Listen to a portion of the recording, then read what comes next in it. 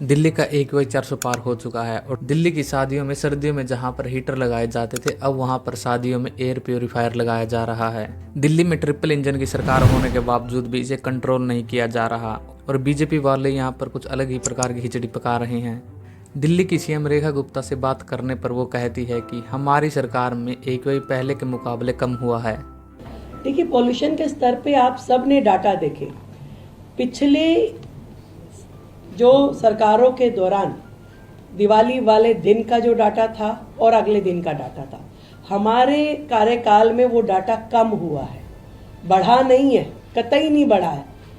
लेकिन अगले ही दिन उनके CM आवास में एयर प्योरीफायर नजर आते हैं और एयर पोल्यूशन को लेकर प्रोटेस्ट किया जाता है तो प्रोटेस्ट करने वालों को ही गिरफ्तार कर जेल में डाल दिया जाता है। मोदी जब जब डरता है पुलिस को आगे करता है। दिल्ली पुलिस मरो, शर्म नहीं तो डूब मरो। ये लोगों को उठाकर लेके जा रही है।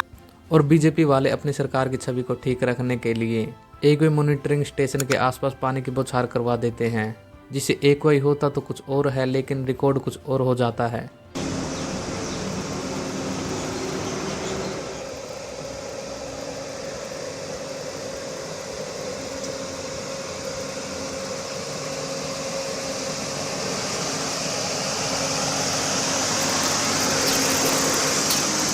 WHO के अनुसार किसी भी शहर का AQI 0 से 50 के बीच में होना चाहिए, जो कि किसी भी स्वस्थ व्यक्ति के लिए सही होता है।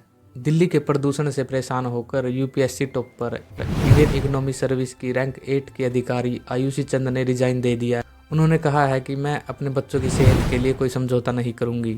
दिल्ली में रहने का मतलब अपनी जान को जोखिम में डालना, क्योंकि दिल्ली में प्रदूषण इस हद तक हो चुका है कि वहाँ पर रहने वाला हर व्यक्ति प्रतिदिन 20 सिगरेट जितना धुआं अपने अंदर लेता है।